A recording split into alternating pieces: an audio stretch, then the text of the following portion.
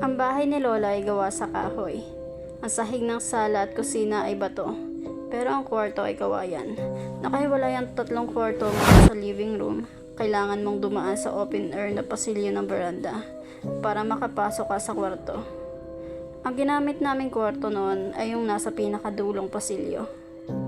Ang ilalim ng kwarto ay bodega na kung saan nakalagak ang mga alaga hayop ni na Lola. Mahing baboy at mga biig ang nasa silong noong panahon na iyon. Dinig namin ang ingay nila pero nasanay na.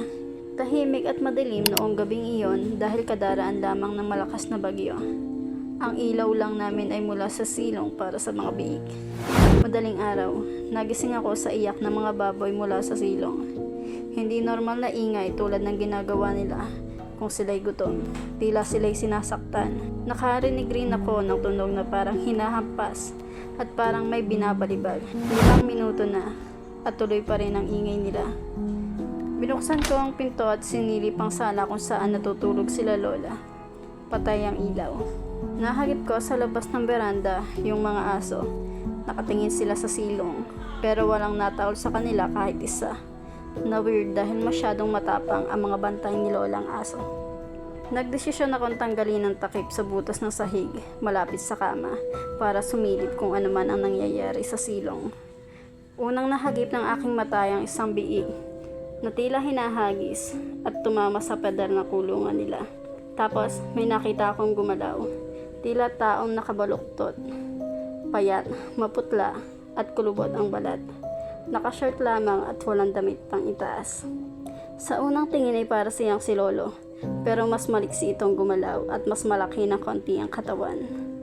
Sa pagkaakalang siya si Lolo, naisipan kong baka lasing na naman at napagtripang balibagin yung mga baboy. Tinawag ko siya para awatin. Lolo. Bigla itong lumingon at binitawan ng hawak na biig. Nilapit ang mukha sa butas at tila sumilip rin pabalik sabay mabilis at walang kahirap-hirap na tinalon ang hanggang bewang na taas ng bakod. Natigilan ako. Hindi ako makagalaw. Hindi ko naaaninag ang muka o sadyang malabo lang ang tingin ko sa kanya dahil ako'y inaantok pa. Pero isa lang ang sigurado, hindi yan si Lolo. Nakita ko siyang tumakbo na parang hayop gamit ang paa at kamay. Tapos nawala na siya sa kadiliman ng gabi, tahimik, walang kahit anong ingay. Nang mahimasmasanay agad kong ibinalik ang takip ng butas at dinaganan ito ng karton. Kinuha ko ang mga ekstrang kumot at pinalibot ito sa dingding ng kwarto.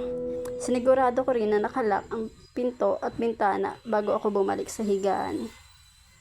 Tahimik pa rin. Nakaramdam akong mabuti at hindi na ako nakabalik sa pagtulog. Bandang 4 AM, narinig kong nagbukas ang radyo sa sala, senyales na gising na si Lola. Nagmadali akong bumaba sa kanya para sabihin kung anong nangyari. Nagtaka siya ako kung nag-iingay daw ba ang baboy. Bakit wala siyang narinig? At kung may tao, bakit hindi tumahol ang aso? Tinanong ko siya kung nakainom ba si Lolo. O baka kako pumunta ng silong at pinagtripan ng mga biek. Imposible daw yon dahil hindi na umalis si Lolo nung gabi pa lang. At kung nagising ito ay dapat ay nagising rin siya. Dahil siguradong magmamaoy ito sa kalasingan. Nagdesisyon kaming bumaba sa silong. Hindi ko alam kung bakit. Pero bago ako bumaba, kinuha ko ang itak ni Lola. Nang malapitan namin ang kulungan ng baboy, tahimik at mahimbing naman sila. Maayos din ang itsura ng kulungan. Walang problema. Habang chinecheck ni Lola, ang mga alaga niya, lumapit ako sa bakod kung saan nakita ko ang tumatakbong kung sino man iyon. Napansin ko na ang mga halaman ay nabuwal. Bagsak ang ilang harang ng bakod. Sinabi ko iyon kay Lola pero sabi niya baka daw nasira iyon ng bagyo. Hindi na ako nakipagtalo. Bilang hindi naman paniwalain masyado sa mga supernatural events, binigyang katwiran ko na lang na baka yun ay magnanakaw. Kahit maraming insidente ang hindi ko maipaliwanag. Kung may mga itatanong kayo tungkol sa nangyari, hindi ko rin siguro masasagot ng mabuti. Hanggang ngayon, napag-uusapan pa rin namin ito ng mga pinsan ko. Bangabat wala sila nung nangyari iyon.